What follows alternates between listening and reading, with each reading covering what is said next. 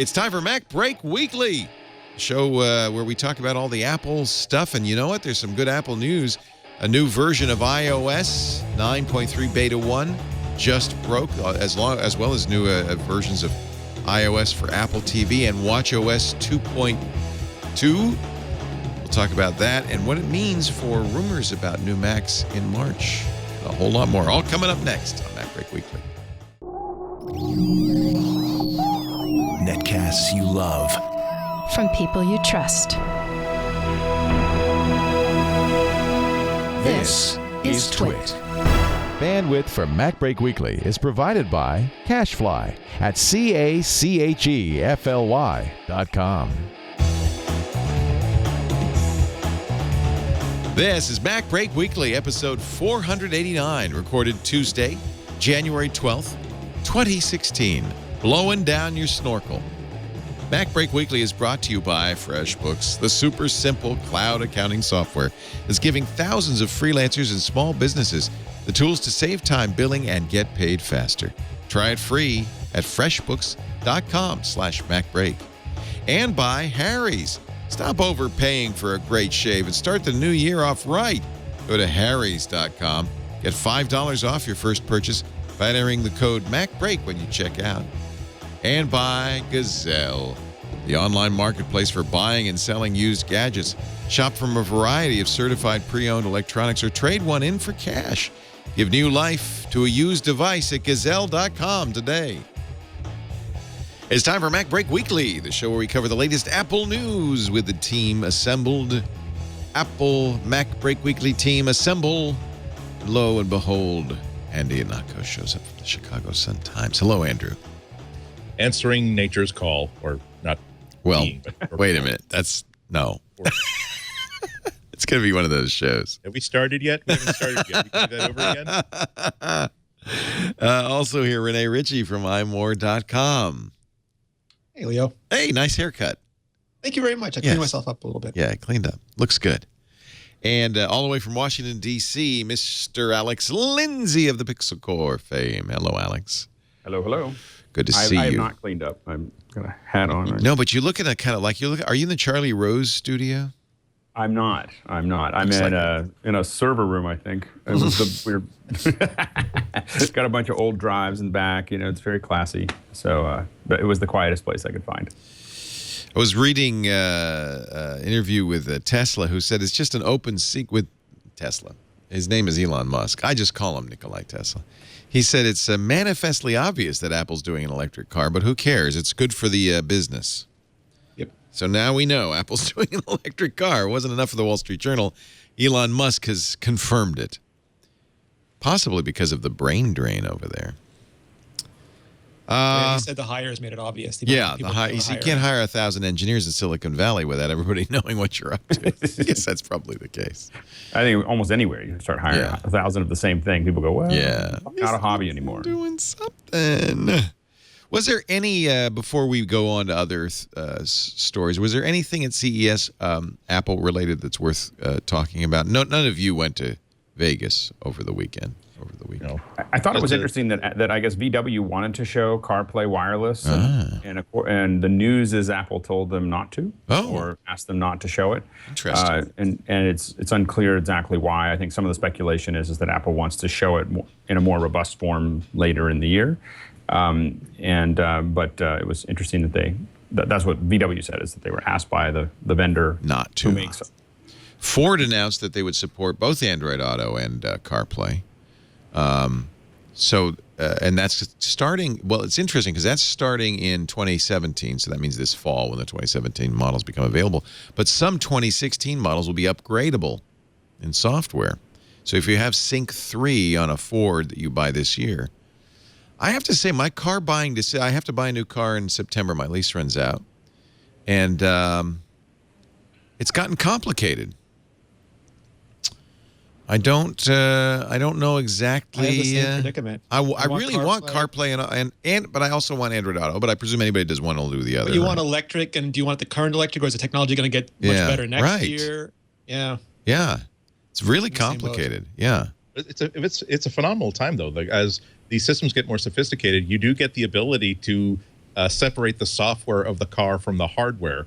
And so it's one of the most exciting developments in like personal cars is the idea of you buy a Tesla and then 2 years later it can do something it couldn't do leaving the factory just by getting an automatic update. So the idea of future-proofing a car and adding features that go beyond just simply bolting a cosmetic rear spoiler and flame decals is pretty exciting.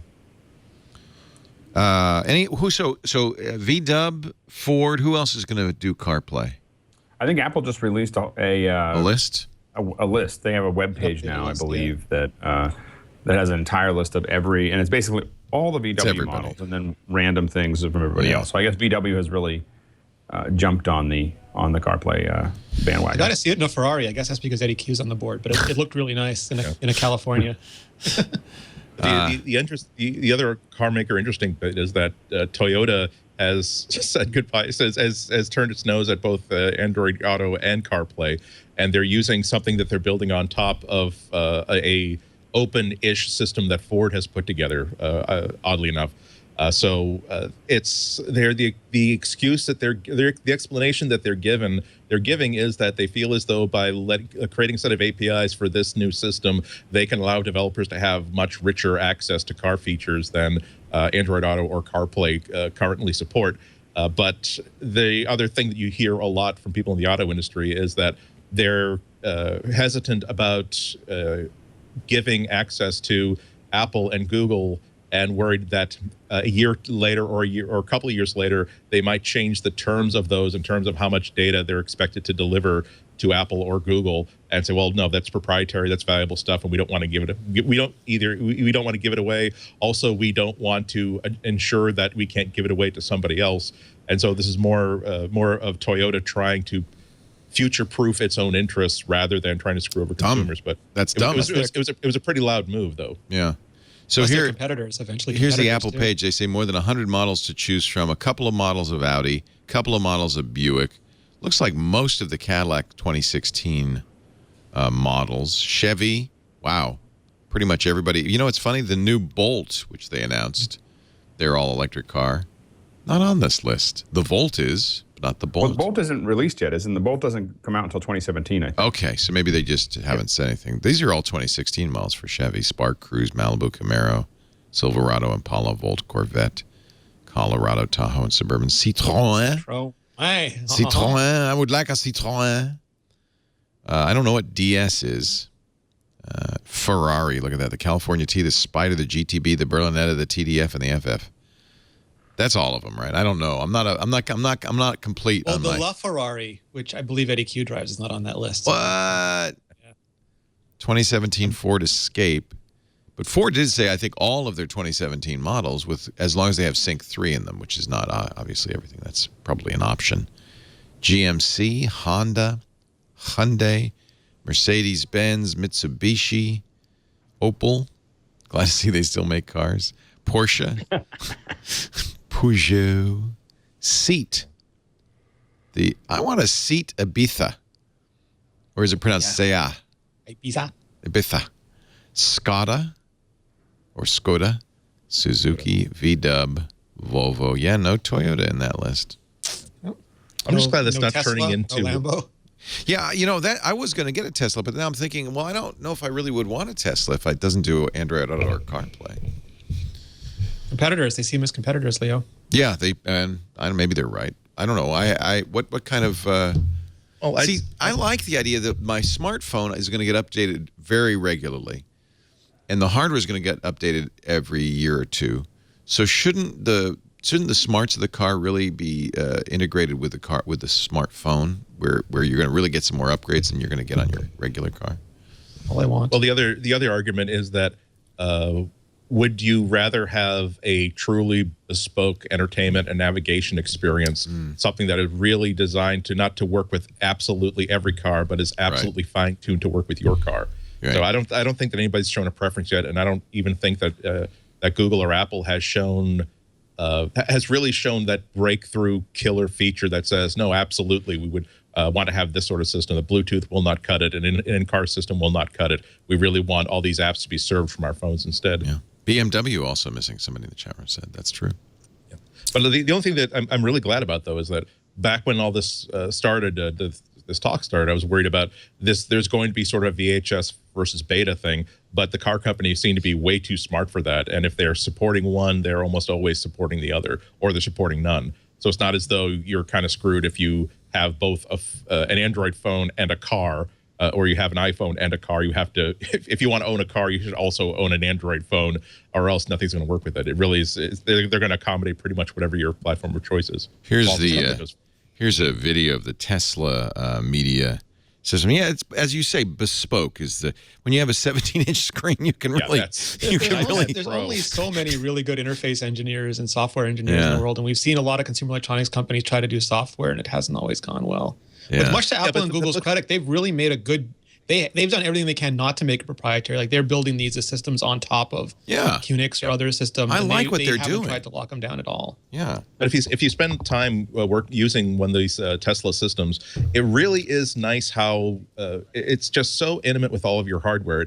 When your car leaves the factory, not only, of course, do you get this little like digital model of your car, so when it's changing the ride level, when it's turning things on and off, it's updated on this little cartoon. But it's also it's your car color. It has all of your car options on it. Wow. All those tiny little details. So it doesn't look like a generic outline. It really is your car. That's kind of cool. And that's just one example of the ways that the Tesla center console, it's probably the only center console system I've seen where I would absolutely prefer it to just having my phone in a car mount. Right. I haven't even seen any Android Auto or CarPlay systems where it's like, okay, that's nice, but it's not necessarily nicer than having my little $50 RAM mount, car mount for my phone. Right.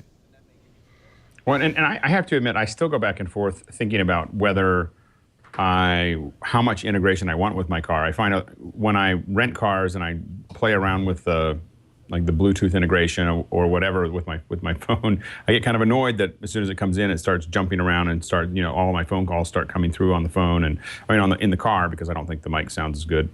And so there's all these things that I'm still kind of as I go forward, because like you, Leo, I'm looking for a car and I'm deciding I'm kind of going either total tech or total retro, and I don't know which. This does kind of work though, because look, you can go to your music devices, and if you've paired your phone, it does give you a fairly decent interface to the phone's music interface. Right. And as they show here, you can plug in a USB key. It'll show up, and any music on there will also play. I mean, but then there's maps and there's other things. And I hear the Tesla GPS is actually not all that good. I feel like Google and Apple are working. It'd be nice if they just let us use part of it if we wanted to. Yeah. Just give us a little bit. Yeah. Just give us a little bit of that 17-inch. Nothing can even top like the free Waze app. It's just just that ability to know that, okay, 8 miles away there is a tractor trailer that has put chickens on both sides of I-95. Perhaps I'm going to avoid that right now. Now, if you have CarPlay, does that mean you could use other apps, or do you have to use the Apple map? They have to have CarPlay. Like Overcast, for example, has CarPlay support. I believe it's still a partnering system. Not anybody can make it. Okay. You have to talk to Apple about doing it, but there are several apps that have CarPlay. So potentially you could have Waze and Google Maps as well as Apple Maps, for instance, on your screen. See, that seems just so much better in every respect. Well, it's great for rentals. Like, I want to just land at an airport, go pick up a car, not worry about the car. Because every car, even like Toyota, all their cars have different interfaces, and they're so confusing. I just want to get in there, have the maps I know, the music I love, all of that in one place, and just drive out. You, Imore did send Michael Gartenberg down to... We didn't send him. So this is an interesting story. Michael Gartenberg, he was an analyst at Gartner, and then he worked very briefly at Microsoft. And for the last 2 years, he was senior director of product marketing at Apple. And he ended his time at Apple right on the new year. So we very quickly asked him to write his thoughts on CES. So he's not an Imore employee, he's a freelancer. Yeah, well, he's doing a few articles for us. Oh, good. All right. And what was his conclusion? What other Apple news was there from Well, he kind of distilled it down into several trends. Like, he called it jokingly the toaster fridge, because there really were. There were all sorts of enabled devices that are smart but maybe don't need to be smart. Yeah. And again, with television, they didn't manage to get us to buy one of the biggest conversions, of course, was going to flat panel televisions in 1080p, and those are really good enough. So we didn't care about 3D, and now they're trying HDR, and are we going to care about HDR? Is 4K going to be enough? When is the next big transition going to happen? So it's interesting to see this year. CES seemed to be sort of one of those transitional years where they're trying a lot of things, but no really huge trends really took off. Nothing blew me away. Fitbit kind of went straight up against the Apple Watch with its Fitbit Blaze, which I have unfortunately ordered and now wish I could cancel. $199.95. There were a bunch of analysts immediately who said, "Oh, this is how you're spending our investment money." Oh, and that didn't sound great. Oh, it's a fitness watch that's as stylish as it is smart. Well, I have to review it, so I guess it does. It does work with the iPhone, I guess. It's a super interesting space, and it takes advantage of at least the perception that neither Apple nor Google or Motorola have really spiked the ball when it comes to making a smartwatch. Right. There seems to be still a lot of room for a lot of consumers who just want a super fitness enabled wristwatch, and they don't care if there's this huge set of app APIs. They don't care about opening your garage door and seeing live video of the door opening. They just want to know what's my heart rate. And get notifications off of your phone. So the door is still wide open, and this is why we're seeing so many of these devices like this, especially if they can get it for less than $200 or less. Right. It seems easier to enter too. Like, not everybody could make a phone, not everybody could make a tablet. You had to have a platform, like basically a computing platform to build it off of. Whereas watches, all sorts of different companies, from the computer companies to brand new companies like Fitbit, can make really valid efforts at a smartwatch. Everybody said it was really ugly, though. I didn't see it. I just I haven't seen so many squared corners in a while. Yeah. I mean, I can see how Fitbit would feel like they have to move towards the watch, because the idea of having a monotask thing, even if it's got time on it. I mean, when I had the Nike, whatever I called it, but the whatever you call it, the little wristband. Field band? It was nice, and it was nice that it had time, but at the same time I was. I really felt like, now that I have the Apple Watch, I have all the things that I had there, except that I have a whole bunch of other little features that I'm using fairly often. Yeah. And Obama was on Comedians in Cars Getting Coffee a couple weeks ago. Oh yeah, he was wearing a fitness band, wasn't he? He was wearing a Fitbit Surge, which is not like a tiny little band. It was like in replacement of the really cool Super Oyster watch that I'd seen him wearing before. I can't imagine that the Secret Service allows him to wear a wireless tracking device like that off of White House grounds. But it's interesting. These are things I'm sort of paying attention to. You saw. The week that the Apple Watch was released, you see all these celebrities wearing them, particularly if Tim Cook or someone was on like the Colbert Show. And I kept just sort of paying attention to see, okay, are they continuing to wear their Apple Watch? And Colbert's was off his wrist like 2 weeks later. Yeah. However, Jay Leno, who used to wear, I had such a cool watch earlier that I had to look it up, some $3,000 3-dial Seiko watch. But he seems to like his stainless steel Apple Watch.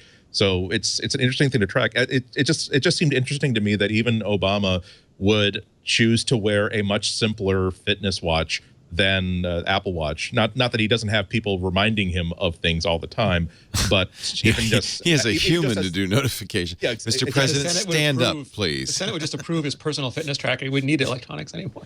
Actually, I think that this is probably the I hate to say it, but the Surge seems like if fitness is what you're going for, it seems like the best compromise. Well, also Fitbit has this really good social network to connect you to other people that you're working out with or you're friendly with. Right. So there's so many interesting variables associated with all this. Maybe people don't necessarily want the miraculous new digital stem. They just want the ability to automatically know how their friends are doing and make sure that if all your friends went out for a run today, then you're not going to let them go one up on you. So now you're going to go out on a run today. Right.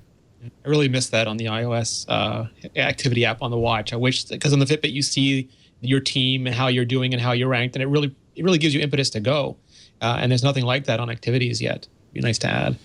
Apple Watch 2 is probably going to appear, we think. I'll tell you, there's now some compelling evidence, since we can pair two watches to our iPhone, that Apple might be releasing a second watch in March, right? Two risks. That's an economic opportunity. Yeah.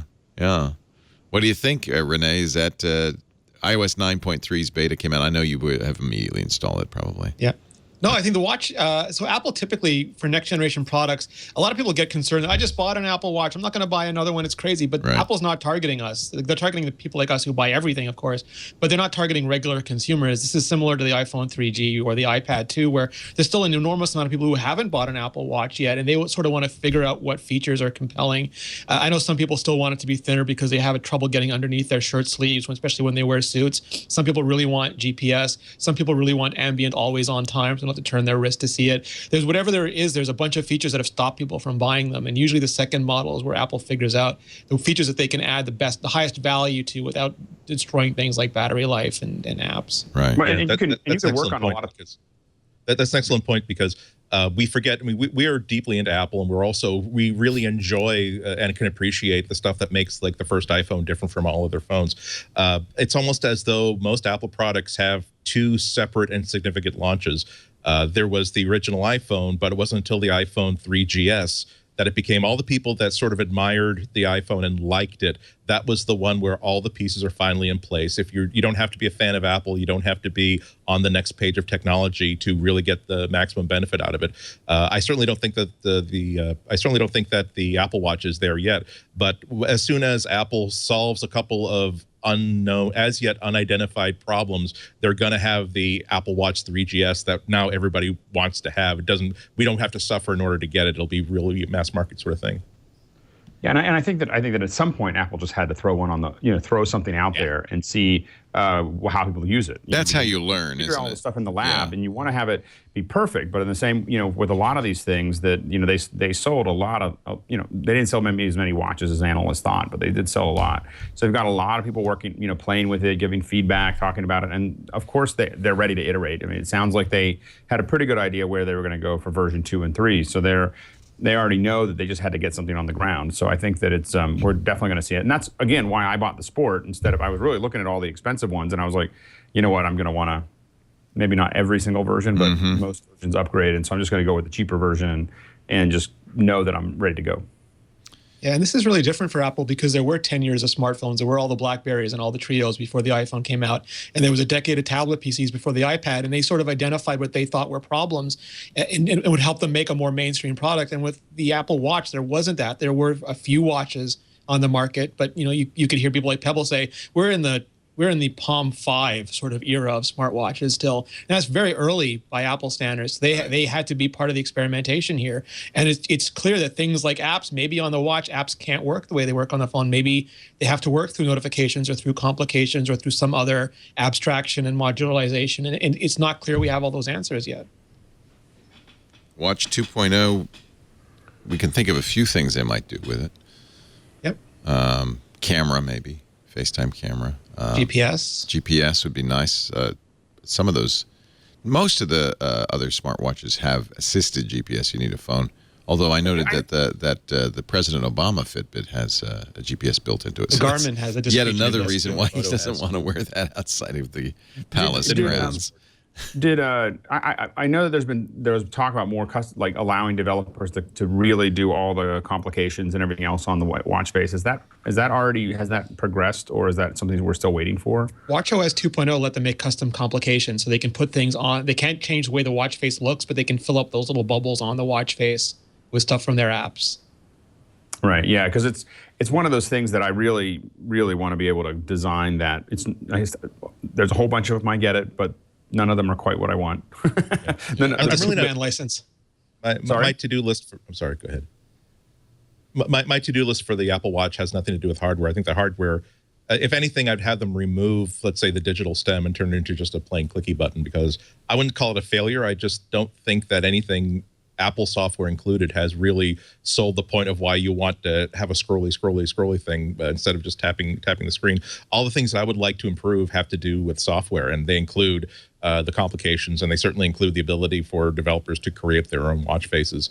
I mean, one of the it sounds stupid, but one of the things that I've really appreciated the most about going back to Android Wear was just the ability to put on whatever watch face I want and choose between not just Green Bay Packers homemade GIF background, but like really great designers making beautiful watch faces that aren't just simple, not sans serif white text on black. And I don't quite get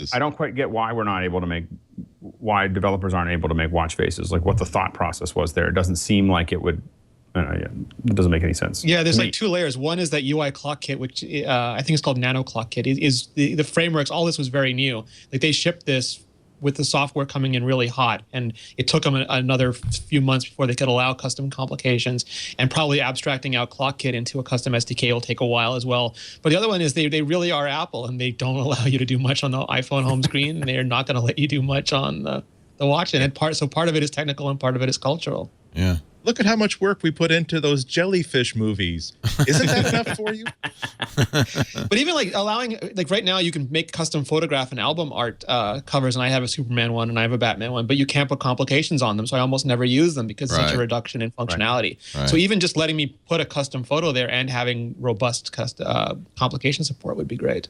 Well, and I have to admit that I would probably clutter mine up a lot, and that would be anti-Apple or whatever. But it would just, there's a lot of things, a lot of data I want. And the one thing I can't find is a single watch face that gives you a digital readout with seconds. So there's always... Yeah, they need that badly. You know, it's just like, so you have to have, your quote-unquote analog thing to see the second hands. It's just, but there's no digital seconds anywhere. And for what I do, seconds are important. It'd be nice, yeah. Let's take a break, come back. I do want to talk about iOS 9.3, some interesting revelations there. We can continue to talk about what watch the second Apple Watch might hold and what the March... I'm kind of curious whether I should... I'm thinking maybe I need a new Mac laptop. I don't know. Wait. Yeah, maybe. Stay on target. Stay on target. Old. Ihnatko, Rene Ritchie, Alex Lindsay. We're talking Mac with the three of the best in the business. We'll have more in just a minute for you. But first, a word from FreshBooks, the small business accounting software designed for you, the freelancer, the non-accountant, the person who just wants to run your business and hates that part of the business that is frankly required to make money, the getting all the expenses, the receipts together, getting the formatting and sending the invoice, bothering clients who neglect to pay. Those are the kinds of things that make your business less fun. FreshBooks says, let us do it for you. And when I started using them, and it's now been 10 years, Amber MacArthur told me about it when I was in a lot of pain, suffering through making those invoices at the end of every month. And she told me about FreshBooks, and I started using it. And what a revelation. I mean, it makes it so easy to create and send professional-looking invoices. You could do it via email, although I don't know, less important these days. I think clients understand email. In 2004, I often had to have them print out and mail it, but they can do that too. The invoices look great. You'll know when your client has seen it, so that old excuse, oh, I didn't get it. You can accept credit cards, all sorts of online payment methods on your invoices. That means the client's more likely to pay faster. In fact, FreshBooks says on the order of 5 days faster than they would otherwise. They always add new features, too. They've just added their new card reader. That means you can accept credit cards. If you're in the trade and, or you come to people's homes and you do home services, the ability to show them the invoice and then have them swipe their credit card, or if they have a PIN credit card, dip the chip, is awesome. FreshBooks really has made it easy for you to get your work done and get the paperwork, the accounting out of the way. Their newly redesigned iPhone app just came out. In fact, thank you. I noticed Apple just put the FreshBooks iPhone and iPad app on their new and recommended page. That's nice. It means you can conduct business anywhere. Send an estimate right after a handshake. Send an invoice in seconds right on your phone. Track your billable time. Know how long projects really take. And of course, track expenses with the phone's camera. You can even get paid up front, request a deposit in FreshBooks. No more covering costs out of pocket or waiting till the end of the project to get paid. FreshBooks is so awesome. And as you can see, it gets better and better all the time. Here's the deal. Go to freshbooks.com/MacBreak. FreshBooks.com/MacBreak. And you can get a 30-day free trial right now. And I think you're going to really like it. It's just going to change your life. FreshBooks.com/MacBreak. Try it free for 30 days. And if they ask you, where'd you hear about it? Don't forget to write in MacBreak Weekly. We're talking about Apple on MacBreak Weekly. Here's one from Jason. He says, talking about watches, a Swiss watchmaker is now making an Apple Watch with a $25,000 mechanical imitation.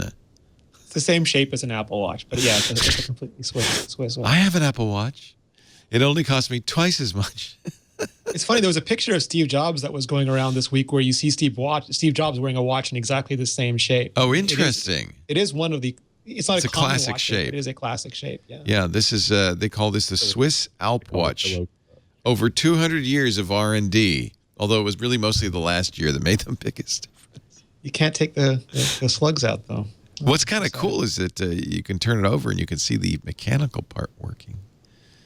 Now, so you're saying that, is this a copy or it's just not? I think this is a homage. They did this sort of like as a way to get attention. Yeah. And I think they're pretty transparent about that. Okay. $25,000 from H. Moser and Company.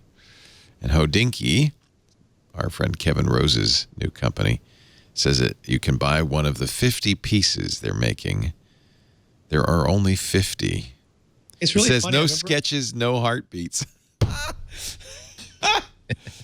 So it's all the looks of the Apple Watch without any of the benefits. It's such a different world, Leo. When we got the Hermes Apple Watches, we went and double-checked the Hermes site just to see what the difference was in cost. And the Double-Tour Apple Watch is $1,000. The Double-Tour Hermes watch, which just has, well, it doesn't just have, but it has a mechanical watch on it, is $3,000. Wow. So the cost of the real Hermes stuff or the classical Hermes stuff is 3 or 4 times what the That's Apple funny. Watch Hermes stuff This is. is hysterical. Yeah, it's a different world. The classic difference will I'll either kick you in the nuts 3 times or I'll kick you in the nuts once. Your choice. And there's some consumers, my God, he's only going to kick me. He's going to kick me in the nuts 1/3 as often as that other guy. That's why I invest in the Hermes ecosystem.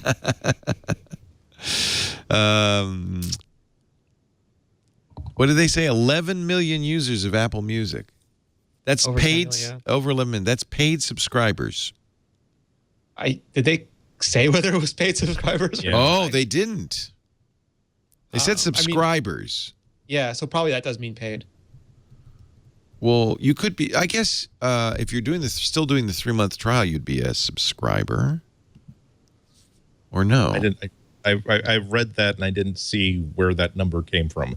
It's still a significant number of listeners.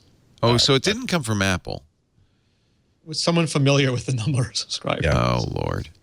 All right. Well, it's a Financial Times article, so I can't read it, but it's at 10 million subscribers. Would that be now? The Financial Times said, well, it took Spotify more than 6 years to reach that number, but that was a few years ago. Yeah, it's a bigger market now. It's a very And different embedded. market. It's built right into the iPhone. Yeah.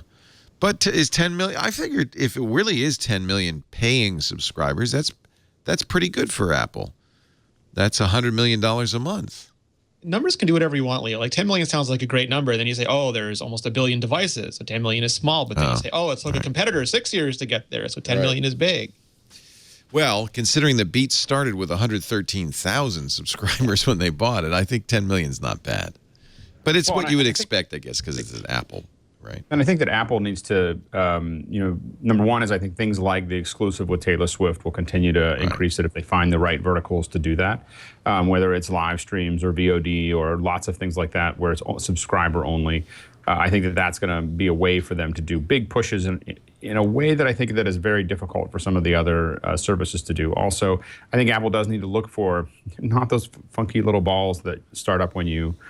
That made me crazy. But finding like sticky things that are going to get you to use the app, and I think there's a lot of little things they could do to the user interface and to the experience that are unique to this experience, and also make it sticky in a way that once you start doing it, you're not going to want to leave. And I think that's the kind of thing they need to look for.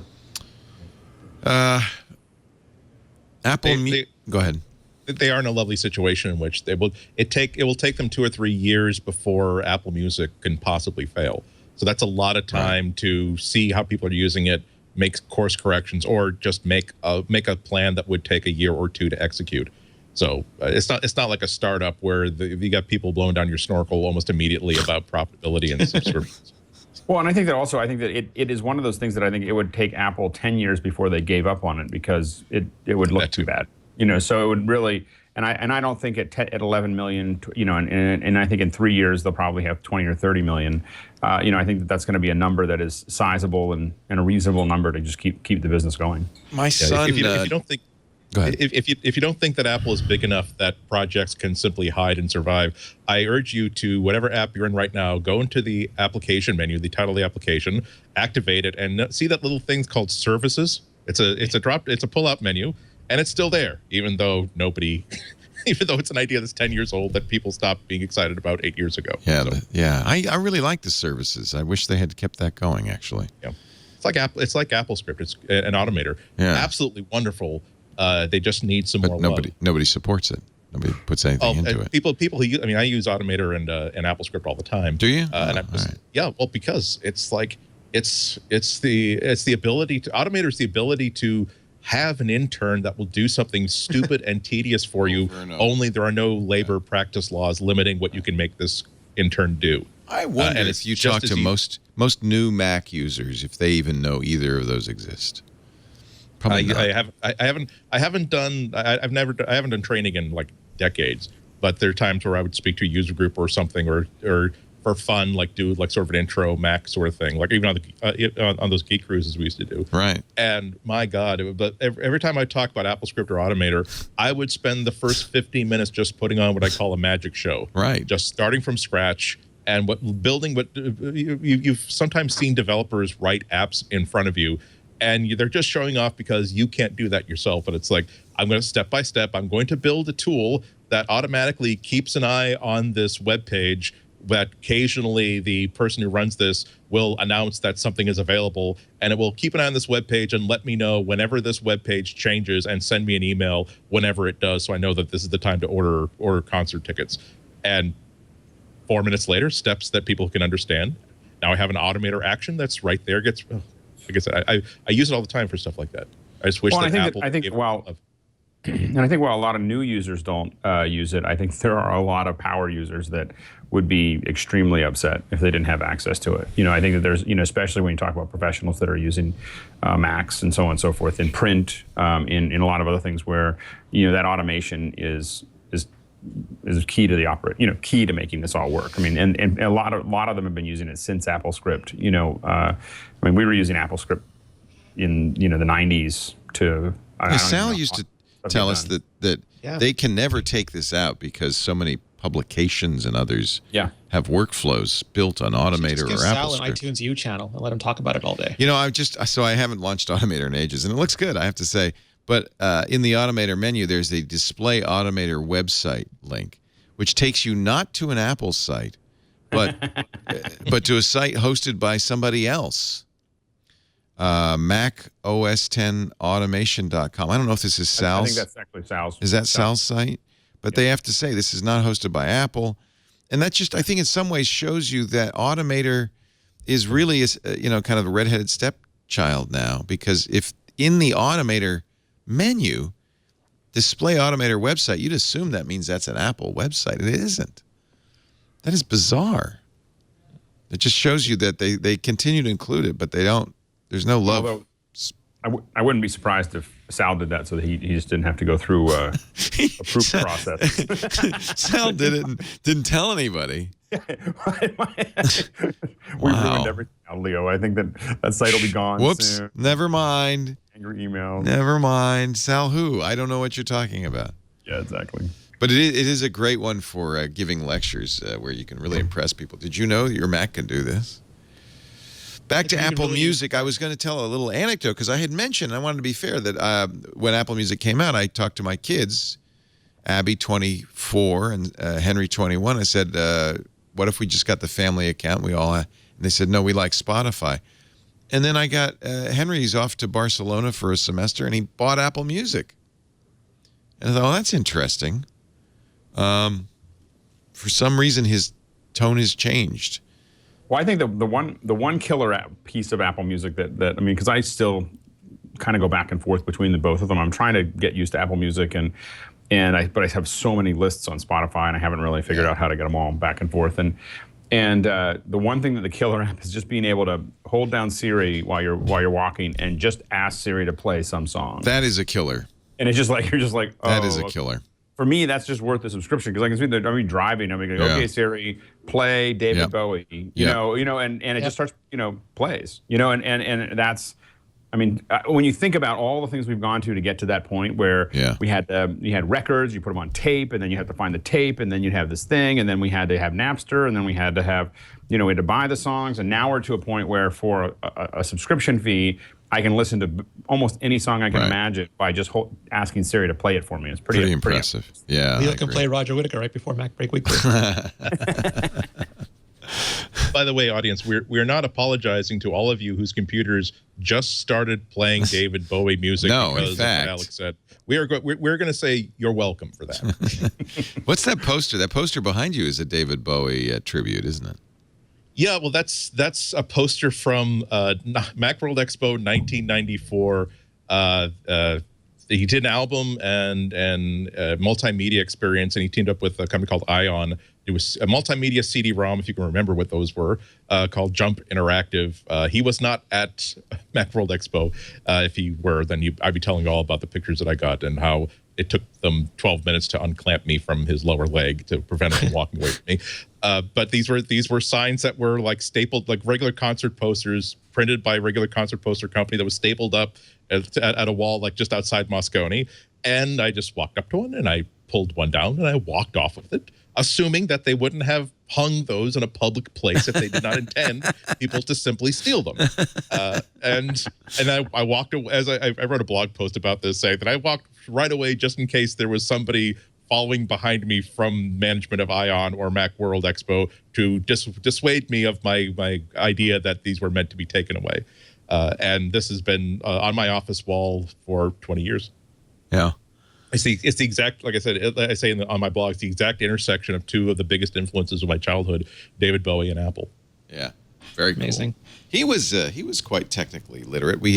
Yesterday I played a interview that we did on Tech TV. Liam Makelem did on Internet Tonight with Bowie in 1999, and he was talking about MP3s and how that was going to change the music industry. And the only artists who didn't like MP3s were people who were afraid that the people were going to hear their outtakes, and it was really interesting. It was he was very prescient. The man who fell to earth. The man who fell to earth. Yep, one of our favorites. Apple in the U.S. App Store on Apple, Spotify is the top grossing app in the music category. Yeah, music is not included there because it's built in. Yeah, on the Google Play Store, Spotify's performance hasn't gone down since November 10th. And Apple Music hasn't been doing that well on Android, but you probably wouldn't expect it to. 70th place number of downloads, and Spotify's in 12th place. Don't know if that's significant. I don't. Yeah, exactly. I don't know how much to read into that. It's one of the things that's in the back of my mind is how much of Apple Music's success, whatever it turns out to be, is going to be simply that it's preloaded on everything, and no one has to. It's the easiest way to get subscription music on an iPhone by far. The same reason why Apple Maps is the easiest map service and Safari is the easiest version of a web browser to run on this thing. So it's going to take a while to really understand where they're having this serious success with. Where are they making people happiest with Apple Music? And what feature, if they added or changed, would totally change the experience for somebody else? Because there's going to be that certain percentage of people that used it because it was right there. It wasn't so bad that they stop using it, and none of the other services are so good that it was worth them changing. Well, whatever music system you're listening to, you're probably not going to be listening to it on headphones with the new iPhone. There's a segue. On 3.5 millimeter headphones. Yeah, there'll be headphones of some kind. Fast Company says, it's true. Apple will drop the headphone jack. More and more people are kind of coming around to this, and now they're saying the supply chain is also saying that the new iPhone 7 will not have a headphone jack, but just a... The company that makes the supplier for headphone jacks had to cut their projections for years going forward, Leo, because no one's buying 12 million headphone jacks. That seems conclusive, doesn't it? So let's kind of gear up for this. What are we going to do? Is Apple, well, I guess the really interesting question is, what is Apple going to do? Are they going to put headphones in the new iPhone 7 that connect to the Lightning port, or will they be wireless, or what? Wireless will be an upsell. I mean, if we project future behavior based on past behavior, and Apple has had Apple branded wireless headphones for a while that they haven't released. I thought they would release some with the Apple Watch, but they didn't. But typical Apple would be putting the Lightning headphones in the box for people who really want that experience, and then offering a premium sort of wireless headphone. The way they do the in-ear headphones right now is sort of like the next tier up. And then they own Beats. They happen to own Beats, and they can put a whole line of Beats with Lightning adapters or plugs. There actually already are, I think. And Apple sells a set of Audis headphones for $800 that are Lightning. Well, and I think that this of course makes it thinner and provides more space for battery. But I think it's also important that it closes off the last licensed connection to the phone. So I think that has a big there's a lot of us that have hacked solutions. Well, look at and done all kinds Square. of stuff. Doesn't Square use the headphone jack? There are a lot of companies that use the headphone jack. There are a lot of data acquisition and capture devices that use it. I have a thermometer that uses the headphone jack. You don't need an MFI license to use it. But the other thing that it probably won't make it thinner, because Lightning is not that thin a collection. The iPod Touch is already super thin, and a lot of Android phones are super thin, even with jacks. And battery, I mean, they took out battery to put in 3D Touch last time. But what it does do is, if you look at the phone design now, the bottom bezel is pretty large, and they can afford to have a headphone jack there. If you start removing that bezel, that headphone jack has to go underneath the screen, and then that creates other engineering problems. So I think if Apple really does want to make the casing smaller this year or in 2 years from now, then getting rid of the headphone jack is one of the steps to get Let me there. ask you this. Lightning, does it have analog audio out of the Lightning port, or is it only digital audio? It's pure digital. So that means that the digital to analog converter, the DAC, will no longer have to be in the iPhone. That saves space as well, but it will be in the headphones. You'll have to have a DAC in the headphones. Yeah, Apple could build it in, or they could leave it for external manufacturers. I'm not sure which way they would go yet. It might be a very drastic step to eliminate it completely. If you're going to have Lightning connector headphones, you will only be getting bits. So you'll have to have something that converts to analog so you can hear them. Yes, true. That's going to add to the cost of the headphones, because you have to put a chip in there now. I don't know. Maybe they figured out it doesn't add that much to the cost. There's a lot of potential, though, on the upside for audiophiles, because now you could put a better DAC on there that would be better quality, could play back, for instance, high-res music. That's just out of Apple's hands now. Apple doesn't have to worry about it. Apple Watch hasn't shipped without a headset jack. I mean, it was pure wireless to begin with. No, but I wouldn't be surprised if we saw something that was a like the Bose, like the Bose thing where you have like a little rectangle that they're using, on the little in-ear. If you wanted to use standard analog headphones, you'd have to have a converter that included a DAC.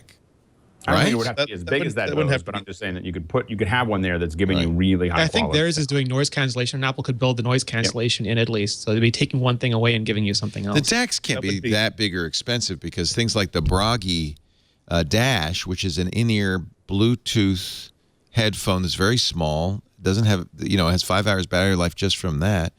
There's a DAC in that, so it can't be that. Yeah, big. it wouldn't be that much bigger. I mean, if you've ever seen a teardown actually of a licensed Lightning cable, you will actually see that there's actually a pretty interesting computer inside the end of that connector. Yeah. What I've been thinking about, though, is that Apple, I feel as though Apple would absolutely when they introduce, if they were to introduce an iPhone without a headphone jack, they would have to say, here is what we're giving you, the consumer, in exchange. Here's the big upgrade that we're giving you by taking out that headphone jack. You're welcome. Because if they only say that, well, we were able to save ourselves some manufacturing costs, we were able to limit the size of the bezel which we wanted, and we were able to make a little bit flatter, and also it gives us a little less trouble trying to fit all the components inside there. Nobody who is even marginally aware of how successful Apple is going to be is going to say, well, you've just screwed me over for every pair of headphones that I have, but I'm glad that you've made things more convenient for you. So they would have to find some way to sell it so that they can say, here's why we did it for you, not for us, for you. And I don't know if improved audio is going to do it, because the vast majority of people are perfectly fine with whatever analog headphones that they have. You already can't sell people on the most exquisite studio production of a completely high bitrate proprietary album format. I don't think anybody can really sense that.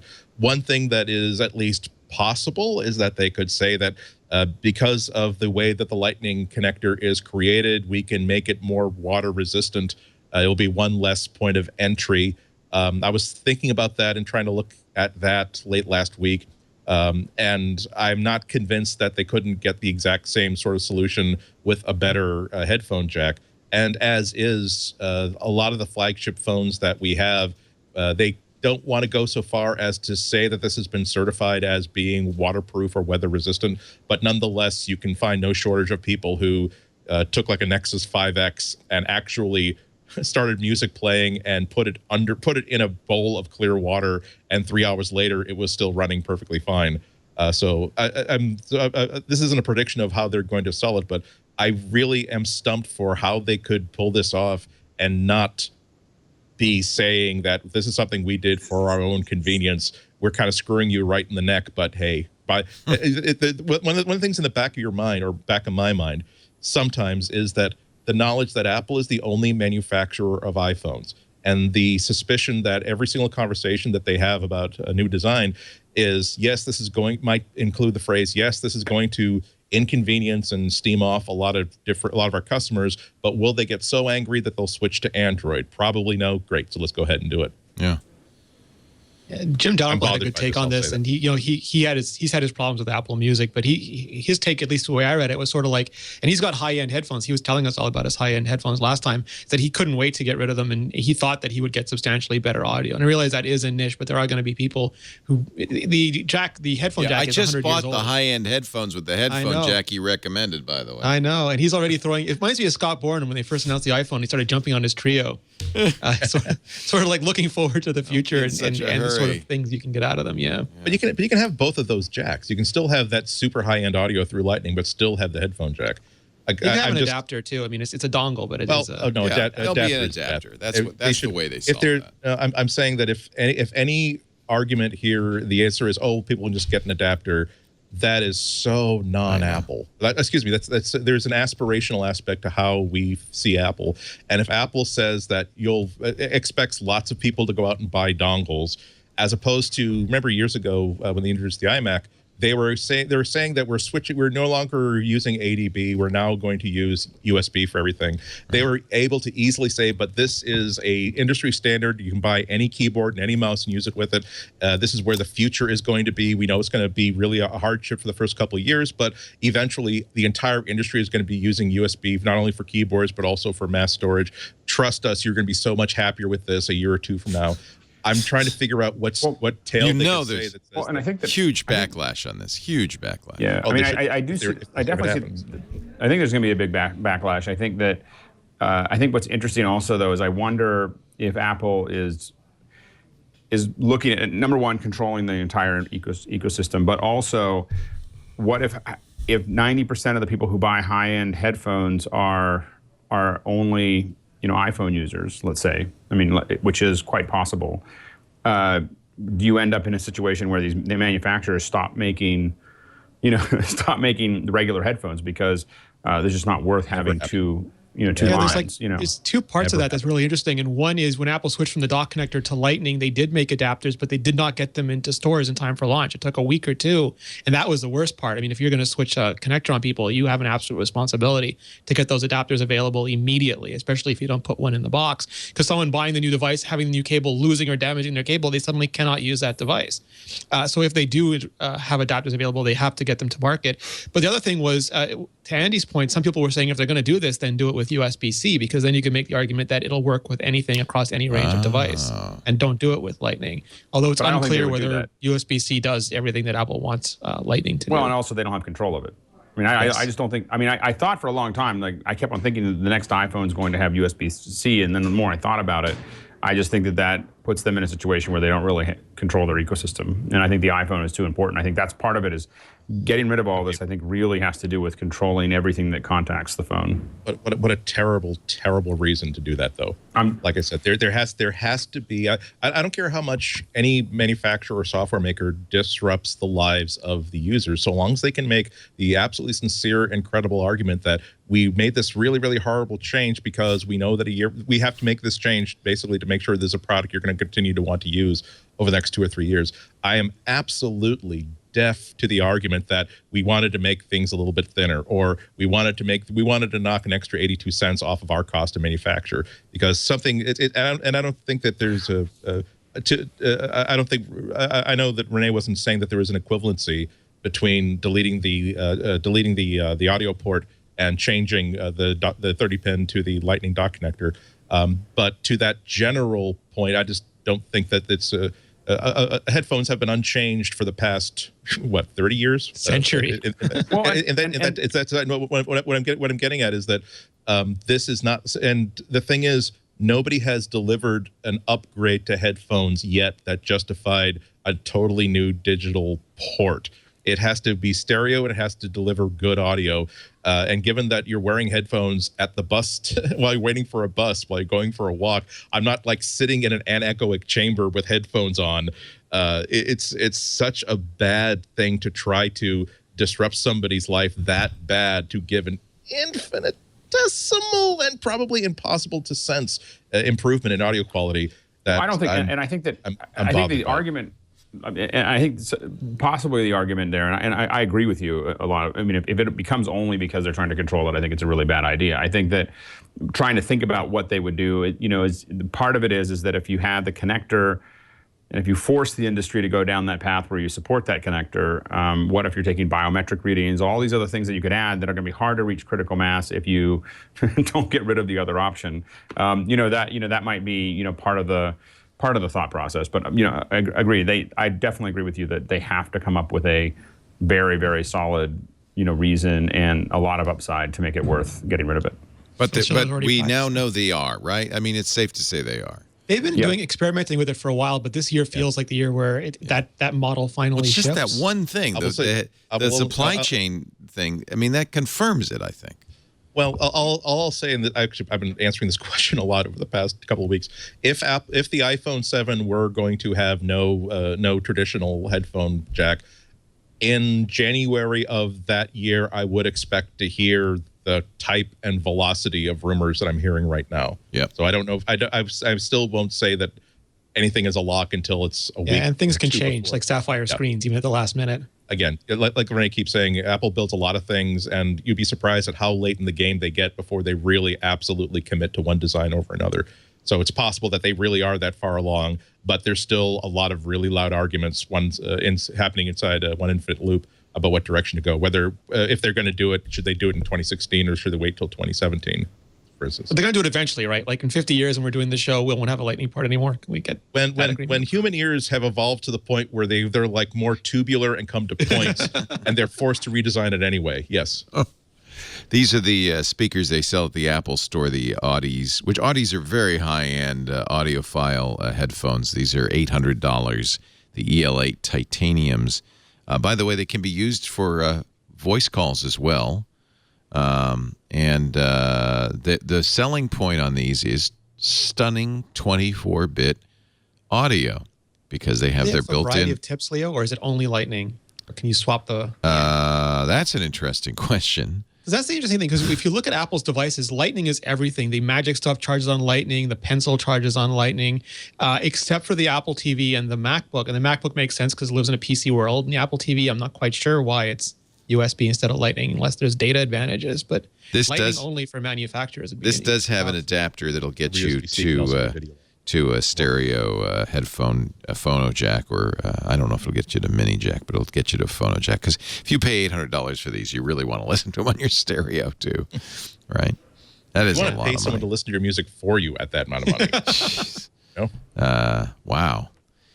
So, and I don't think so. That's the point. Is I don't think the audiophile community is going to not like this. In fact, they probably approve of it because those are the two groups. Like, consumers will just throw they're disposable almost. You get one with your new iPhone, and if you lose it, you get the next one has Lightning. They may not even notice. It's sort of that huge range of people who care enough about them, but not enough that they'll see this as an advantage that'll get most affected. But that's the argument. Apple has to include Lightning headphones in the box. They can't stiff you. They have to do that. Lightning headphones. The problem is that it really is headphones are almost a consumable. I mean, you lose them, you run them through the wash, you break them, and so people. I would be also interested to see what the price of a pair of cheap Apple branded Lightning headphones would be. So once I do realize that, damn it, I left my headphones in my back pocket. Now they're destroyed. Can you go to how much is it? Can you go to the 7-Eleven or the gas station and get one? Get your kids another cheap pair of $5 even if if it cost me $40 to replace them at the Apple Store, that I would feel so horked off. And then when it comes time to buy an iPhone 8, I would be saying, let's see who else is making.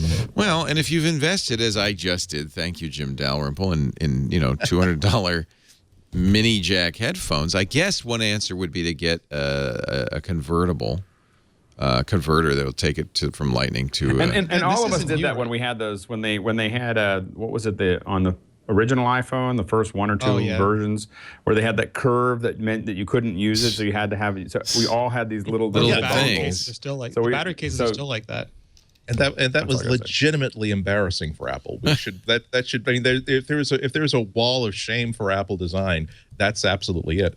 I mean, we could let's also put the third possibility on the table. What if Apple were to decide to just absolutely go for broke, saying that let's test how hard it is for someone to decide to not buy the next iPhone? What if we were to just to hardwire them in, and if you break them, you have to buy a whole new iPhone? They'll get rid of Lightning and keep the jack. No strain relief either. It'll just be like sort of pushed through a hole in the side and a couple of solder points.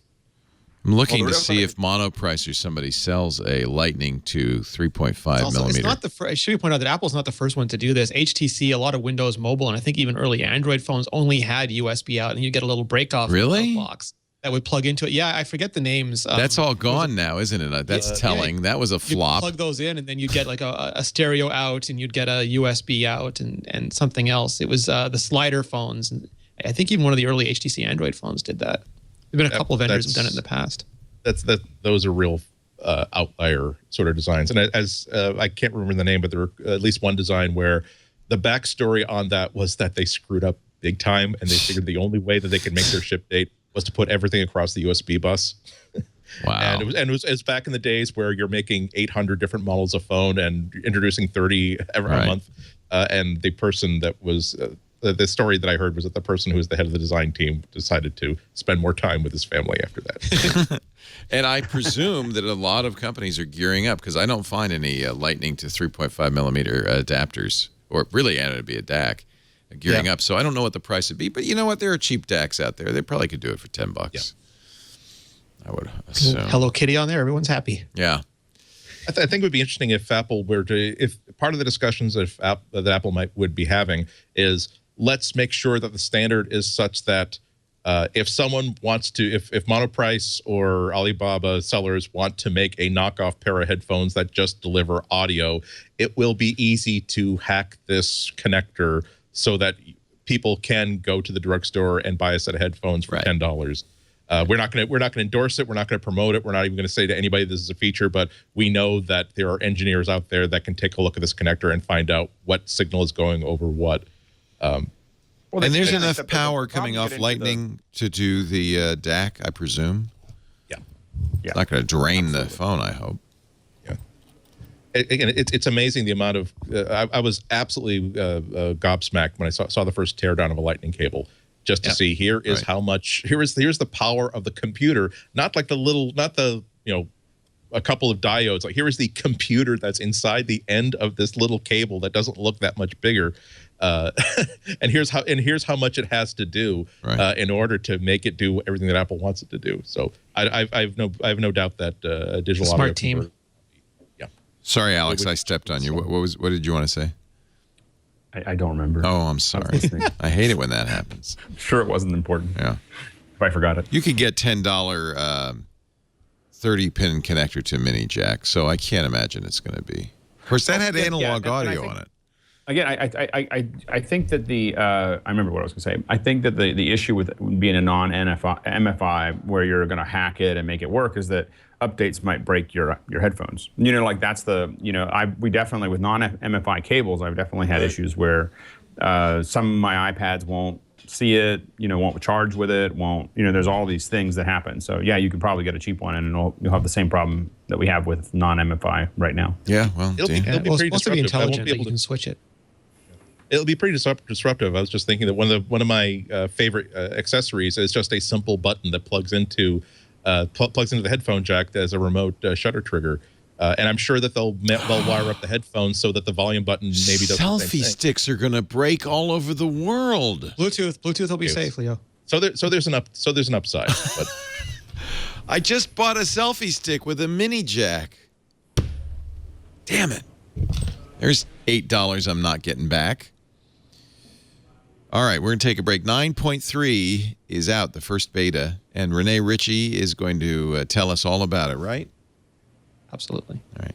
By the way, I like Serenity Caldwell's theory, completely unsupported by fact, that what Apple will do is the next iPod will be built into the headphones. There'll be Beats headphones with an iPod in it. Yeah, well, she was thinking that wearable doesn't have that. to mean watch. It doesn't have to mean wrist. Yeah. That Apple, once they have this technology and now they have a headphones company, they could start putting it in any other place that makes sense. And headphones seems like an obvious. Why especially not? if you want to go down market, like we have this fancy Apple Watch, but if you want to compete, if you want the iPod Shuffle version of the Apple Watch, then that makes a lot of sense.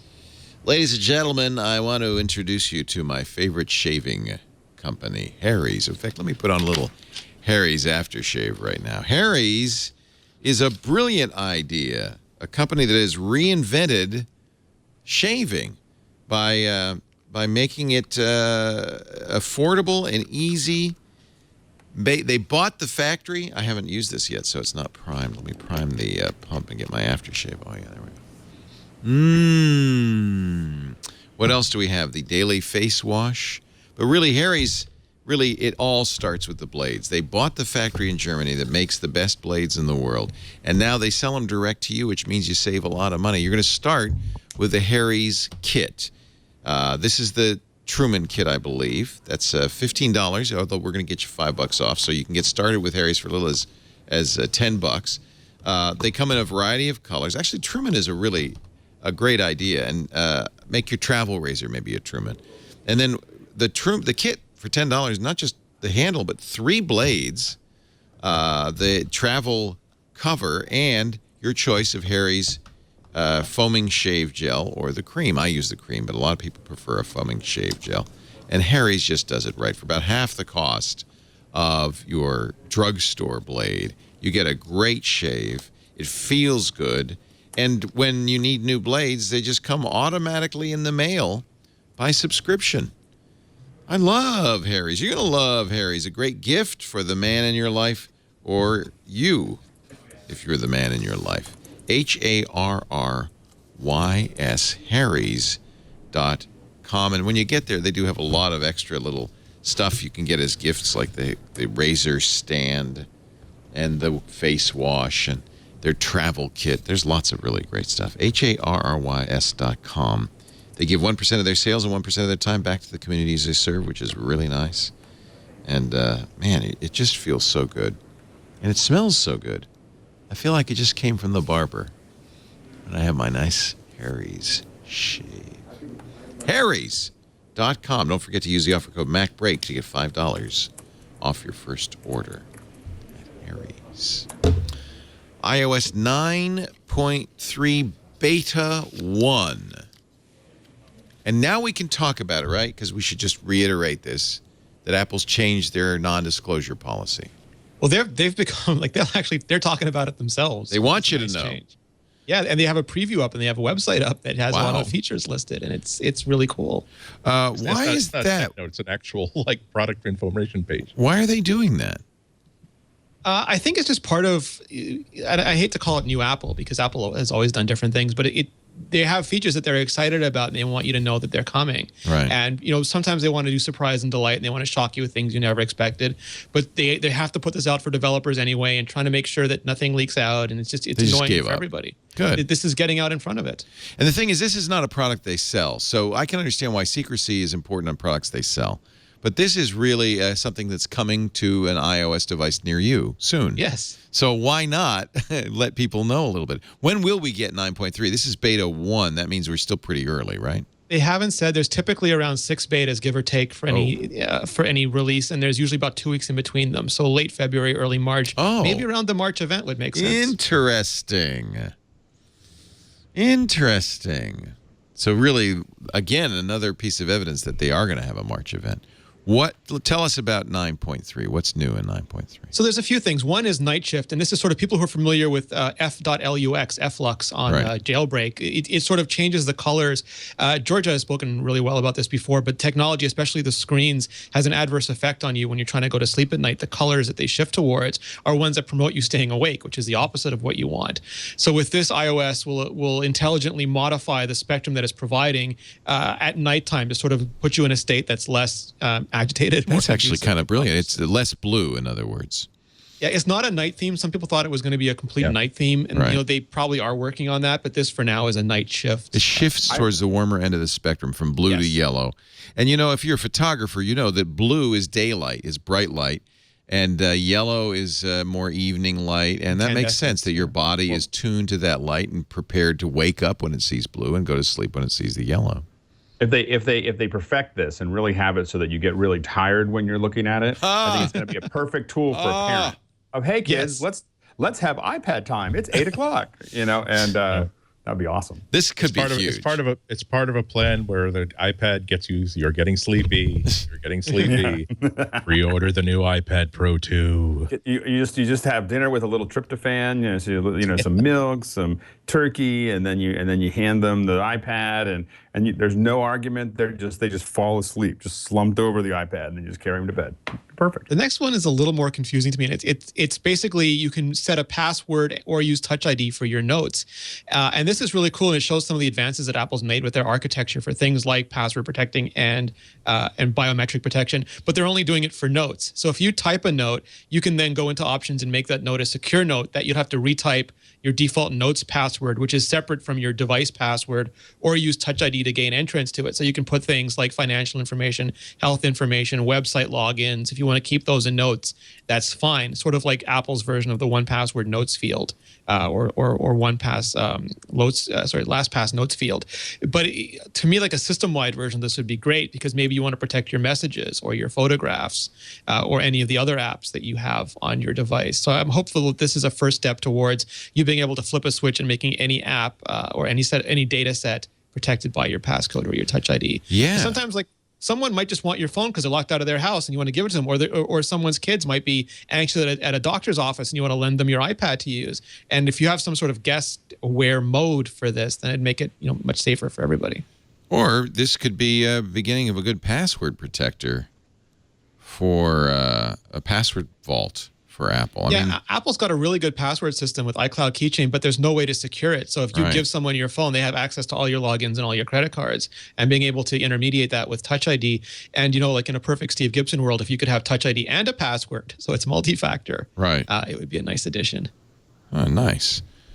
Are we seeing true multi-user? Because the only stuff that I really saw was the education options. No. So, the other stuff is also... obviously the infrastructure is going to be there, whether they unlock it for regular users or not. Right. Yeah. So they built out a lot of stuff that could be useful for multi-user in general. But the way it's set up right now, specifically for schools and using mobile device management, the same thing that you'd use to manage devices in enterprise or in any sort of large organization like schools or government. And they're doing that in two ways. They're creating a new form of Apple ID. And it's really smart because they understand that kids in kindergarten and grade 1 don't have the same concept of a password that people in grade 12 might have. So for kids, they have a sort of a combined token that's 4 digits, and they can put that in, and it logs them in and unlocks the device at the same time. So sort of abstracts away both the Apple ID and the passcode for the device. And then the kid can choose their settings. And this is the part that I love about Apple over the last years. They're going all in on something which is typically called nearline. So because any kid could pick up this iPad and use it, what they do is they presume that the kid's going to use the same iPad over and over again. So they keep their data local, and they keep it highly available. But if another kid picks it up, it'll still store all the data until it starts running out of space.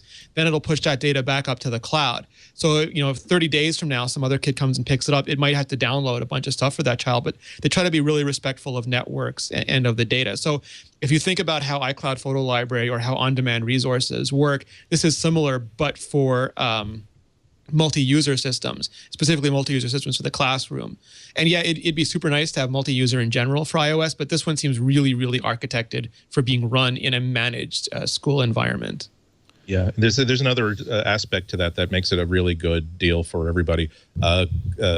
Google has been having tremendous success selling Chromebooks for classrooms because everyone's standardized on Google apps and they're so inexpensive. But they're also getting some flack from school systems because the students will use a special Google ID that doesn't track them as aggressively as a regular Google ID will, but it still gives Google the ability to at least create a skeleton profile of them. And so if you don't want your kids to have an advertising profile anywhere, you might be out of luck depending on how these systems are configured. So it's really good for Apple to detach the student use of an iPad from an Apple ID, because if they start using that Apple ID outside of the classroom for personal stuff, that would give theoretically Apple or a company like Apple, a company that does something like that, that would give them the ability to really see what they're doing inside the classroom and outside the classroom. That's certainly not something that would be consistent with what Apple presents itself to be as one that really cares about security and privacy. Yeah, and they're really good about it. There's also laws in many areas about what age people can have accounts. And my godkids got Google accounts at their school, and they got home and immediately they logged in. And the first thing they did was a game where you use Pac-Man to eat all the houses on your street. But at the same time, their parents are going, okay, now this thing knows where we live because you just gave them our street. And that's not what even if you think it's completely mundane, it's not an experience that we're used to. And this really is for a classroom setting, and it's super respectful for privacy and for account handling and all those kinds of things. Kids can't be expected to have the same knowledge and the same awareness that an adult. Yeah.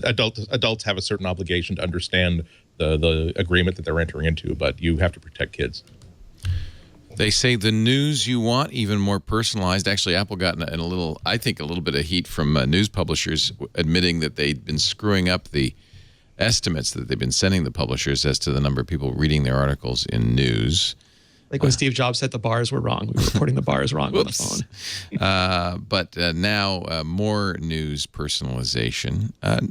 Is news succeeding? Is it taking It's off? weird, Leo. Like the news is one of those things where it was like a secret project at Apple and very few people knew what it was. And that's great because you can surprise people with this news thing. But I look at my iPhone and in the Siri suggestions page, there's a bunch of news that has no relation to the news app.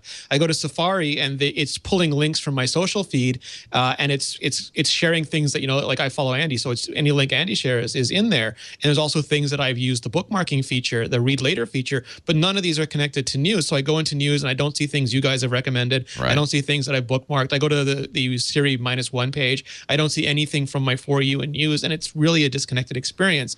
This is adding a layer of personalization, and they're going to be doing editorial picks, and they're going to be doing trends, so that it gives you a better sort of a slice of what it thinks might be interesting to you, but it's still sort of sitting in this news jail, and it's not being allowed to propagate through the operating system. And one of my biggest wishes for news for iOS 10 is that they'll sort of break down those walls and let news be a core level feature like photos and like so many other things are. Yeah. I think that one of the things that I'm seeing with a lot of the news things is there's the publishers who want to really control that experience, and they're trying to have some kind of lock-in and have it be there. And then, of course, there's how most of us want to interact with it, which is that it's kind of free roaming and everywhere that we are. And I think that most people have been having a hard time with this. I think the only place that I've really seen it work well still is Flipboard. Yeah. Where it's kind of a mixture of the two. And even then you get into kind of these weird things where someone's kind of manipulated it so that you see a little bit of it, then you go to something that's totally messed up. But for the most part, I think Flipboard is still the kind of the gold standard as far as grabbing that stuff. And Nuzzle, I think, is quite good on iOS. It's hard, Leo. Like News, it still pulls RSS, and a lot of sites won't give you full RSS. Right. So you open it up in News, and they right at the top, there's a link to go to the website. Then you're out of the news and in the website already. Yeah. But that's fine too. I just my difficulty. I'm only speaking as a personal user. That it seems to be really the gravity of this app seems to be almost exclusively towards let us tell you stuff that we think that you want to see. Whereas when I've done things like say I want to find out, I want more news that's related to Rene Ritchie, things that he's been writing, and it will give me we know that Rene Ritchie is a technology writer, so we're going to give you a whole bunch of Apple-based technology sources. No, I'm saying I want to. Here's the website. Please add this. No. Oh, iMore. Okay. Here's Daring Fireball, and here's Recode, and here's no. Well, it's even worse than that. Like, if you tell me about an article, I can't find it. Like if you say, like if Leo says Andy wrote this great article and I want to go to News, there is no way for me to find the article that Andy wrote in News. I can find the topics, I can find publications, but I can't find that article. I know that when they first announced this, I did like fill out the form and had Ihnatko.com just registered as here's by all means go have it you. But even I like looking at, I want to see what my stuff looks like in this news feed. Again, type in Ihnatko, doesn't find my site, but it knows I'm a technology writer. I'll give it the URL. It will still think I'm just giving it a clue as to what I want, as opposed to a map to the thing that I want. So it's not, and it just hasn't been such a, and even when it does the Flipboard style, just pick news stories for me. It hasn't been doing such a significantly better job than Flipboard or even Google News that it makes me want to dive into the features and understand how it works. I don't think that I've tested Apple News from top to bottom, inside and out, and found it lacking. I feel as though I haven't found that thing that got me encouraged to stick at it until I solve the problems that I seem to be having with it. I think it's 3 countries only right now. I think it's still US, UK, and Australia. And it's not even Canada? I changed my region to the U.S. in order to use it, and now I have to deal with miles. I mean, it's just... I'm so sorry. And Fahrenheit. I know. How many of you have news on the front page of your device? I keep my device standards, so it's kind of fake. You don't modify it? You keep all the icons I reinstall so often, Leo, that I don't know where my apps are. Like, I'll spend like an hour putting them in new places, and then I'll reinstall the beta, and it'll be gone, so I don't bother anymore. Are your apps just kind of a hodgepodge on page 2 through 80? Yeah, sort of when I download them, and then when I reinstall, they go into alphabetical order eventually. Oh, that so sucks. It's learned helplessness. Andy, you don't have news on your front page. Oh, you use an Android device. Never mind. Alex? I don't have it on my front page. I got an iPad here, got a MacBook here, but I got an Android phone. Yeah. But looking at it, I think that pretty much, half of my front page is just messaging apps. Yeah, I know. And then social apps and maps and photos and then Flipboard and so I don't really have, and then when I'm kind of like, Rene, where I used to organize it so that the most important things were on the first page, and then the next important things are on the second page, and so on and so forth. And now I just realized that if it's not on the front page, I'm just going to search. I don't. I guess that's not so bad, is it? I just search for the app, and I'm not going to try to remember where it is. I must be the only really anal one here because I have Siri sometimes too. I just say open this app and it just does. Open it. Yeah. I have it very carefully. You only have 3 pages. I have my front page. By the way, I just moved news back, saying I'm going to give it another shot, and then I have all these folders on the second page. So I find each folders category. are like the death knell. Like if I put something in a folder, I never see it. It's too deep. But it's organization. And then the third page is like newly installed apps that I want to check out, plus a utilities app, an Apple app, and the settings in the App Store. So it has to be homepage worthy to work its way to the top, Leo. It's tough. But I'm not probably a typical iPhone user because I don't know. Well, and I found, I think that what happened for me was that, in case you're wondering what happens if you add apps after you filled all the pages, which I've tested. There's a limit on how many pages you can have? There is. I think it's like 10 pages or something like that. And you, when you get to the end of that, it keeps on installing apps, but they just aren't anywhere in your interface. They're literally they're like magically not there. So the only way to get to them is search. And so I filled up one of my phones a while ago, and I just found that I was searching for these apps that I just added. And if you delete other apps and then restart the phone, they'll magically appear. So they're like they were there, weird. but they were not. They were in an invisible page, and so that is endless. And so you go through. Oh, I really want that app to be somewhere that I can find it because I don't remember what it's called. And so then you go back and you delete a couple of the whatever. I mean, the absurd number that you have. I have a real clutter problem because I go, oh, well, that was such a good idea for an app. I really should go back and use it. I'm not going to delete it yet. And that's how I end up with 10 pages of apps. See, I have a photo retouching folder and I have a productivity folder. But how you're often do you right. open Once those? stuff's in there, it's like you don't. It's gone. But if I need to find it, I can get to it. See, I don't want to have to type in, and I don't even, frankly, half the time remember what the name of the app was. So it's not that helpful to ask Siri or to type it in. I have that Well, with I have to the admit- VPN clients. different computers have different clients. I can never remember which one to launch on which So how do machine. you find it? You have to just dig through page after page? Well, and I have to admit that I what I've learned to do now is that when I get a new phone, I don't restore the phone. I literally like okay, I start over. And I just go, here's the deal. When I go, oh, I really want that app, I've already bought it. It's just a cloud download. You just download and so, it, so when it comes to me that I don't have that app and I actually miss it, I put it on the phone. That's a good idea. So then it starts it's kind of a meritocracy of what ends up on the phone, the next phone compared to the last phone. That's actually good. I recommend people do that with their computers. Don't install stuff until you need it. But now, see, this is the thing that gripes me about Springboard that I've always thought was just primitive as hell.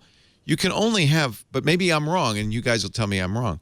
You can only have one instance of any. There's no aliases or shortcut idea. There's only one instance of any icon. So I can't have a folder that has photos and retouching and have an icon for the same app in both. That seems to me very primitive. Yeah, I mean, I agree. The launcher, the Springboard is just so overdue for just a total slash and burn and rebuild. There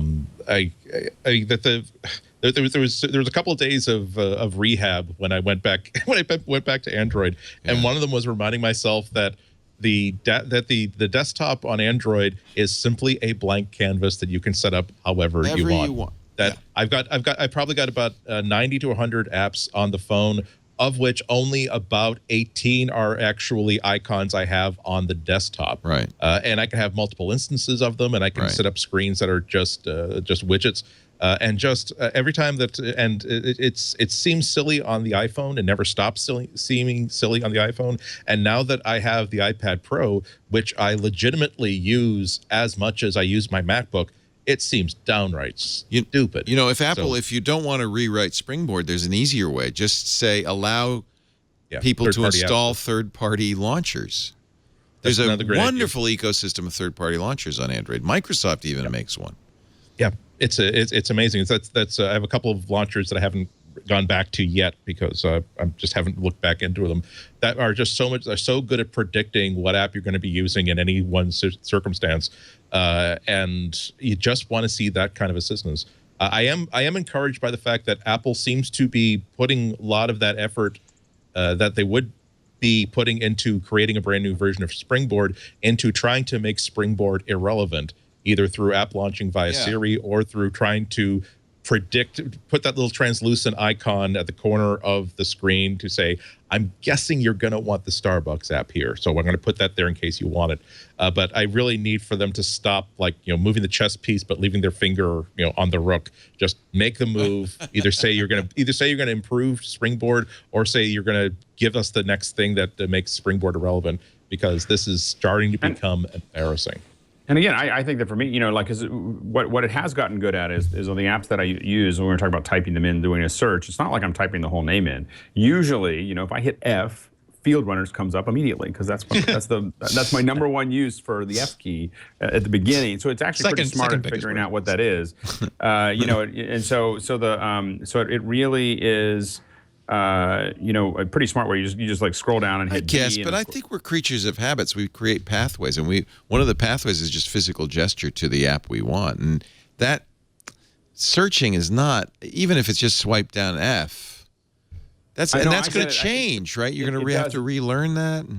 Yeah, there's got to be a better way, but I just find you will find that if you do it that way, it gets much. I feel it's like much people who faster use than looking. iPhones kind of have Stockholm syndrome. We're all just we're battered and but also, I mean, like they were so desperate not to repeat the mistakes of the hierarchy. That's why they resisted folders for the first few versions. Right. They didn't think that people should have to interact with maybe a most people system. just have 20 apps or maybe I should just only have the front page apps and delete everything. Or well, I mean, to a larger point, though, like I think Andy mentioned this earlier, it works on the original iPhone because it's a very simple device and there aren't third-party apps and you have one app in screen and it's easy. I mean, so many people who were just so intimidated and found computers so inaccessible could tap an icon, tap the home button, go back, tap another icon. Super simple usage model. But then you look at something like the iPad Pro, and it doesn't make any sense anymore. Scale.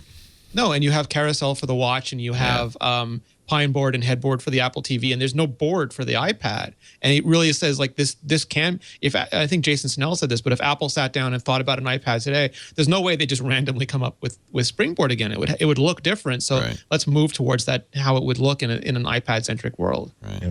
It just doesn't seem to understand that a phone particularly is such a weird app environment. I mean, the 6 apps that I use, I spend 90% of my time using on the iPad, for instance. I will just absolutely launch by simply hitting Command Space and typing the first couple letters because I can remember Omni Outliner, I can remember Microsoft Word, I can remember Ulysses. But the thing is, on a phone, there's like the 6 apps you use all the time, but then there are going to be 40 apps that you use maybe once a week, like your online banking app, or maybe the app that gives you the online viewer guide for your cable system or whatever like that. And the times where you need to launch that, you need to be able to find it really quickly. And so you don't know. It's terrible. There's so many apps that I want to. If I'm using a Fred's Bank, I want to launch the Fred's Bank app. I keep wanting to type FRE. They're reminding, they decided to name it My Fred's Bank. And so that's the sort of stuff that you just can't solve. And like I said, it's not even so much that it's partly that the current Springboard is really, really inadequate. It's also you have had iOS out since 2009 was it, or 2008? It's like you have had time to think about this now. There's been an entire presidential administration has come and gone since you came up with this idea. You're not telling me that you can't think of something better than a static grid of every icon that you have installed on this thing. If not, spend less time figuring out how to curve glass, spend more time how to launch an app. You're reminding me, Andy, that this is, in fact, the 9th anniversary of the announcement of the iPhone. January 9th, 2007. Was it almost exactly 9 years ago? Yeah, that's when he called the Starbucks. To Andy's point, though, I mean, like there are other ideas there, but there's a couple of things that it's always tough because Apple now is carrying the sort of legacy debt. We all made fun of Windows for so many years that you have hundreds of millions of people who are used to doing it this way. And you also have people like with the new education stuff who are 5 years old, 4 years old, 6 years old, and people who are in their 90s. And you want to have something, you want to have a system that can scale with them. And it's a problem that absolutely deserves attention. It's challenging. And they started I think since iOS 5, they've been refactoring Springboard every year. Like they broke it into backboard and then frontboard. And there's a bunch of different things in there. And XPC is doing much more. So my guess is we won't really see a replacement. But like Andy said, there'll be so many, or maybe Alex said, there'll be so many ways to interact with this that our understanding of what apps and what launchers are will be really different. Like right now, I use pCalc in widget space. I never open the app anymore. I use Pinterest as a share widget. I never open the Pinterest app. What it means to be an app is only a little bit different now, but in 3-4 years, it'll be phenomenally that app's going to be on my car. This will be on my watch. That'll be on my TV. And I hope that Apple's really working on how that system works rather than just incremental changes here. All right, back to 9.3. Discover new health apps and see more on your dashboard. Is this a big change, HealthKit? It's part of what you see throughout iOS. Like they started putting recommended apps on the lock screen, putting them inside. Yeah. So this is just a way of recommending apps that you might find interesting because it's hard. HealthKit does nothing really by itself. You need apps. Yeah, and all the data. It's basically just a database for all your health information. And it's when you're out of that context, like you leave health and then you go and I want an app. This is trying to put those apps front and center. So when you're thinking about health, it gives you apps that it thinks will go with you. But I think the other change that they don't mention on this page, which is at apple.com/iOS/preview, is you can now pair 2 Apple Watches. That's in the Apple Watch, Apple Watch 2.2 beta. Oh, that released from Apple Watch's update. Yes. Okay. It's got a new Maps app, a new Maps Glance. Okay. And Siri now also supports Malay, Finnish, and Hebrew, which are nice additions. She woke up and she said, "Okay, I'll support." She actually 3 more languages. She actually said, "Okay, I'll do that." That was nice of you. Let's see what else is. tvOS brings back the Bluetooth keyboard. And now there's a big debate about whether we can get sort of PC-style games, and some people are really enthusiastic, and others are saying that it's just not capable yet. On the watch. No, sorry, with keyboards on the Apple TV. Oh, keyboards on the Apple TV. tvOS, that's right. You said that. Yeah, they released everything yesterday.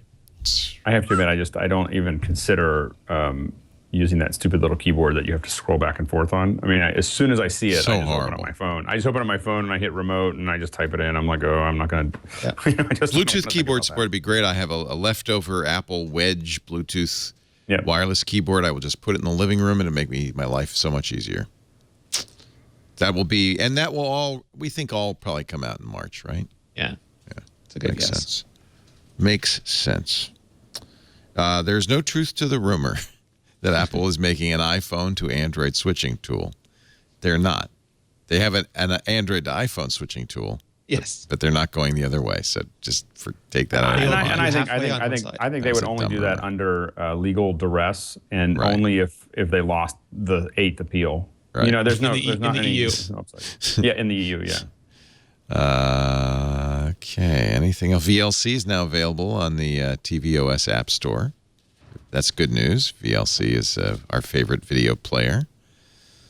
I think we covered it all, right? Anything else you guys want to bring up before we go to our break? And I was trying to think of what the feature that you'd really need VLC on the Apple TV, but I guess that one of the things would be to be able to pull direct streams in. You know, you know, to view raw streams. Like a lot of times we have test streams when we're doing it to HLS that are just, you know, an internal stream. I just need a URL to do that, and I think that those would be the kind of things we'd use for VLC. If anyone else is wondering along with me why you would need VLC on an Apple TV, that would be.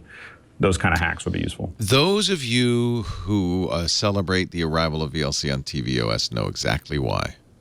Well, I didn't want to talk about that. Let us take a break and come back with your picks of the week, gentlemen. Prepare them. Our show today brought to you by Gazelle. You're hearing all this excitement about iPhones and iPads. Maybe you think it's time to get a new one, to upgrade. Well, Gazelle's the place. Just keep this in mind. If you think you're going to do it in the next 30 days, now would be the time to go to Gazelle.com and get a quote. Gazelle locks those quotes in for 30 days. You don't have to take action for 30 days. That means you have plenty of time to decide, buy, transfer your data over, and then send it to Gazelle. They even pay the postage, make it very easy. In fact, my suggestion is I am learning the Japanese art of tidying up from Marie Kondo. And you're wondering, what do I do with all this old stuff? Don't throw it out. Go to Gazelle and get some cash for that. Buy some beautiful flowers and some herbal tea with your cash or more. Gazelle. Maybe get yourself the new device. Because the new iPhone and iPad are now, widely purchased, that means they have a lot of old stuff to sell as well. Older iPhones from the 4S through the 6 Plus, great for replacing a broken device or getting a device for your kids. They have iPads in the standard Air and Mini models. Samsung Galaxy phones. This is the part of Gazelle that's new. They sell certified, used, slightly used, pre-owned devices. Every one of them has been put through Gazelle's rigorous 30-point inspection, so they work fully and there's no major scratches or anything. They have a variety of quality choices, between excellent, good. So you can get it just like new, but you pay a little more or save money and have a little gentle signs of wear. But of course, in every case, you have a 30-day return policy at no cost to you, so you really have no risk. I love Gazelle. To buy or to sell, Gazelle. Bring new life to old gadgets. Replace your stuff with pre-owned gadgets at Gazelle.com. Time for our picks of the week. Alex, you want some time, or do you have something for us? Sure. No, I don't need any time. The CFO in the company, who happens to also be my wife, has been giving me a lot of grief that I don't keep track of my mileage, for tax purposes and all those things. Yeah, and you need so you need that FreshBooks. And ABC, so, always be closing. Yeah. So the app that I started playing with that I'm pretty happy with is Mile IQ. Have you seen that? Yeah, it's very good. And so and you can say this is business, this is personal. You can and it's just like cards. I think the interface is just really good. Yep. So you just have it. You don't have to think about it. Once it's on, you're just driving around, and it just keeps track of car stop, car start. Yep. It just keeps track of all your movements and breaks those up into trips. And then you just scroll back and forth. You can add, some notes to it, and so on and so forth. And then you can just submit it all as an email. And I can't remember how much it costs, but it was I think it was some kind of $1.99, something like that. It's not expensive. Yeah, it was easy. And anyway, I found it to be I just always like to see good interfaces. Like, they thought about it. They made it easy. They make it. These kind of things need to get to a point where they're kind of seamless. Like, you don't think about it unless you let your battery run out on your phone, and then you have to restart it. You're sorry. Then you take that long trip, and then you go back to itemize it, and you're like, it's gone. Oh, it's free, but there must be in-app purchases, right? I think there's an in-app purchase for it. Yeah. And to subscribe to it or whatever. Yeah, there you go. $5.99. All right. Yeah, but you can play with it. You can download it for free, play with it, and then upgrade it, which I think is a good. When we talk about demos, I mean, I think that kind of demo thing works pretty well, where you just do in-app purchase to move to that process. But I'm kind of surprised that now I understand why she was so upset, because once I started doing it, I realized how many business trips I was just kind of paying ignoring. attention. Yeah. I was like, oh, log your miles. I drive a lot, Yeah. So anyway, I think that it's a pretty useful app. Mile IQ. Mileage IQ? Mile IQ. Mile IQ. Mile IQ. Keep track of your driving. We also, the Automatic, which is another sponsor, that little OBD2 dongle will do that for you too, which is nice. I like something that does it automatically, because it is a pain in the butt. It really has to be. Yeah, those are the kinds of things you want to have happen. Yeah. Just in the, and there's no reason it background. can't now, really. Yep. Rene Ritchie, your pick of the week. So I have a pick of the week that I am completely unqualified to properly represent, but I'm going to mention it anyway because it is awesome. It's called Pythonista. It just hit version 2.0, and we were talking about automation and scripting before. And what Pythonista does is bring pretty awesome Python scripting abilities to iOS. It's made That's by cool. Olzorn, who's the same one who made Editorial, which also has phenomenal scripting ability. Yeah, that's Federico Viticci from Mac Story is right up on it, and he's a huge iPad Pro and automation connoisseur. And it does everything that you'd expect it to do. Again, I know nothing about Python, and I have not had a chance to use it, but just looking at it, it is so impressive, and it shows that things like this and like workflow and like editorial shows that for all the limitations that are imposed on iOS, there are still some spectacularly cool things that can be done with it. So if you've been frustrated at the lack of your ability to maybe script or automate or code tasks on iOS, Pythonista, the big change in version 2.0 is it now supports all the new screen sizes up to and including iPad Pro and all the iOS awesome. 9 features. That's fantastic. fantastic. But it just looks incredible. I used to, for a long time, when I tried to install Forth and Python on every mobile device, I gave up. But this, I mean, you got a complete IDE. I don't know how many hooks you have into iOS, but you could write Python apps, and then in some cases, you'd actually be able to hook into iOS and do stuff. This is, boy, that's power. Yeah, and they put stuff in the action extensions, which is sort of like what Workflow does, which means that they're not bound only to their own app. You can implement some of that stuff inside other apps. That's great. Boy, this is nice. Yeah. This is the kind of thing that when you do this, this really puts lie to the idea that an iPad is a consumption device, because this is a programming language. You know? Contrary to Microsoft today, who called it a companion device, you can actually do pretty cool stuff on it. Yeah. Wow. That's nice. I love Python. Yeah. Good pick. Pythonista, $10 from iTunes for your iOS device from OMZ Software. Andy Ihnatko? I'm still on the. Whoops, have I frozen? You're frozen solid. Oh dear. That's a good shot, though. Put it up again. I like it. He looks. You look like intrepid. The intrepid Andy Ihnatko. The implacable Andy we'll Ihnatko. We'll do the Twit Theater of the Air. Now, here we are boarding our spaceship to investigate the seventh quadrant. If only an intrepid young reporter, Polly Henderson, were here to document this. Oh, you're just auditioning for the next Incomparable. I know you. I need to update my radio IMDb. What do you got for us? Actually, got two things, but one of them you want to show, I know. So One I wanted to show, so if we can't get the video going, then we'll just save that for next week. I had a couple of things anyway. So the other one is Aurora HDR, which is, I think someone's recommended. It's been a while. It's been around for a little while, so I think that someone else certainly picked it. But I wanted to add my own endorsement because I actually bought my own copy of it a few weeks ago, and it's such a great tool. People have this idea correctly. Of that HDR is historically where it's a professional photographer on a tripod bracketing exposures to get pictures of sunsets, and it's really the sort of thing that you would only get if you are this really highfalutin photographer. But the thing is that HDR also works with a single individual photo. So for instance, you can actually just take a picture with your phone and then dump it into Aurora HDR, and it will basically look for all of the detail that's sort of hidden in there to create a sort of an HDR based on sort of exposure twiddling with it. But the upshot is that it is such a quick and effective way to get from the photo that you have to the photo that you had in mind. It's not as though the Photos app or Lightroom or Aperture can't help you to bring out details and shadows and intensify colors. But the thing is, the first VR will make is going to be really close to something more dramatic and wonderful.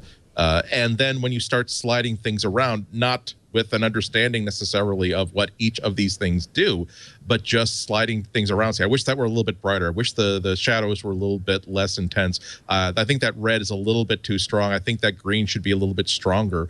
You can just push sliders around, and just gets great results. It really is. We're now at the point where if you spent more than $180 on a smartphone, all of the cameras are at least within, let's say, 5 percentage points of each other.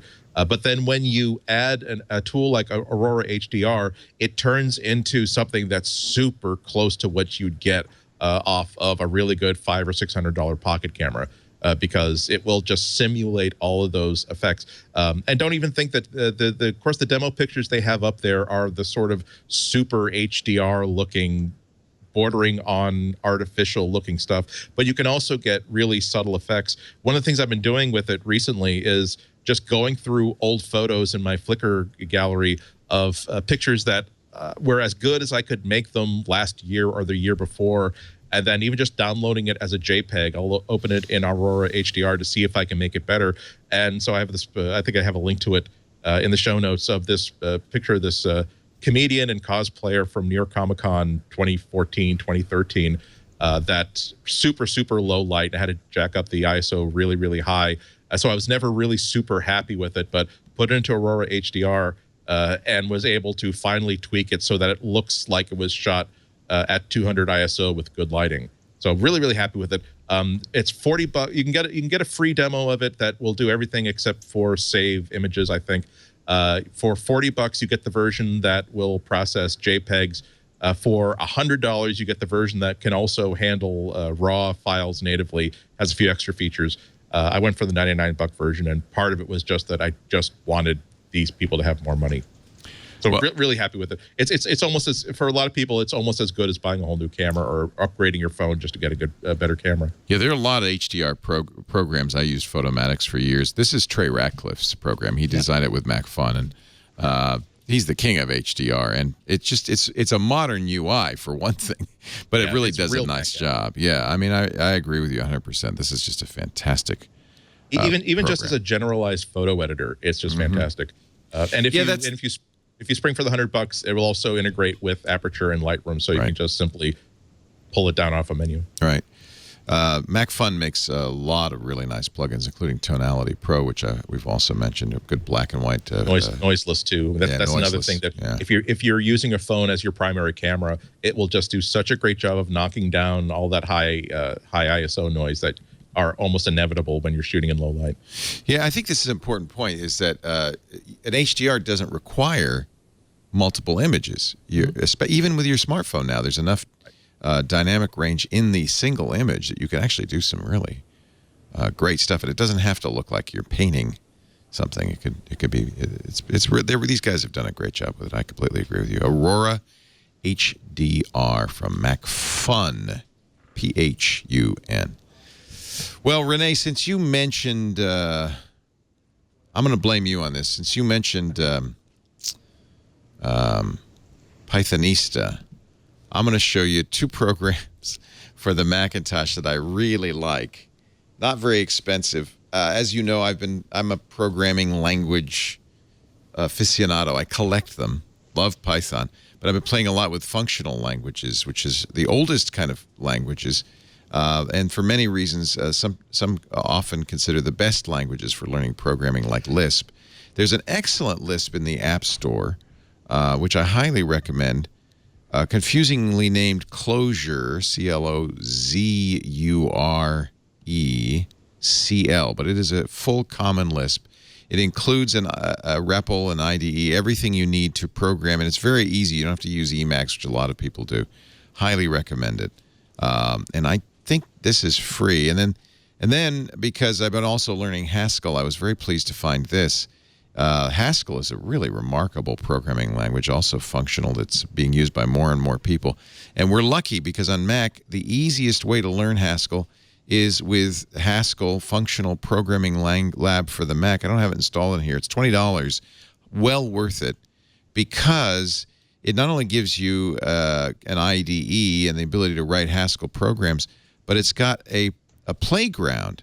And one of the points that the programmers make on this is inspired by Swift. You know, REPLs, the idea that you'd have a command line where you could try language commands and see the result, were great in their day, but really playgrounds are the new hotness, and Swift really introduced that. And if you've been looking to learn functional languages, this is a really great way to do it. This has a playground that allows you to execute Haskell commands, modify Haskell programs while you're running them.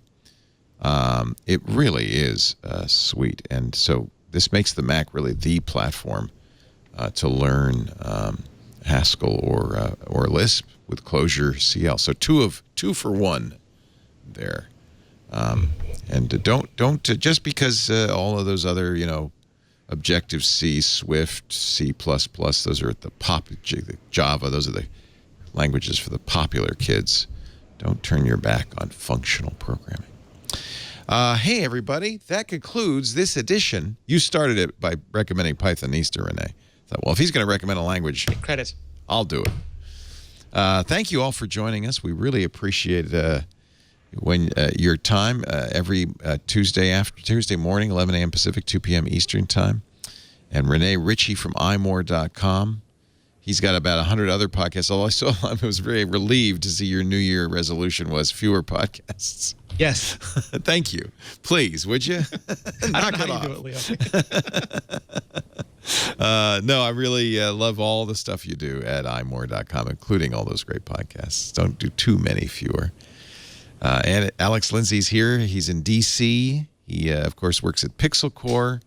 I can't imagine what he's doing in Washington, in the nation's capital, on the eve of President Obama's last State of the Union address. But whatever you're doing, I hope it works out for you and the kid. It's great to see you. Alex, I got to think that there is a new season of The Amazing Race starting. That's kind it. of soon. So it's, yes, you'll forgive me if at some point I'm gonna pretend that you're actually crewing The Amazing Race somewhere. Wouldn't that be awesome? I thought it was House of Cards. I was sure it was House of Cards. That would be a lot of fun. I'm trying to talk Andy into starting an Amazing Race team with me. We'll do you guys would be at least. great. We'll see if we get a call back. Andy Ihnatko is frozen in time at CWOB.com, and he also writes regularly for the Chicago Sun-Times. And well, at least I can take my shirt off without startling. I love the old one. I think that's actually there go great. the pants. It's the pants. It's the pants. We're on the clock now. Hey, thanks for being here. Come back next Tuesday, 11 a.m. Pacific, 2 p.m. Eastern Time, 1900 UTC, or watch on demand. We have audio and video available at twit.tv/MBW, and you can also subscribe. Every podcatcher has it. Every platform has an app. We're everywhere you want to be. And I don't think this is one show, if you're a Mac user, Apple user, that you just don't want to miss. Thanks for being here. Now back to work, because you know what? Break time's over.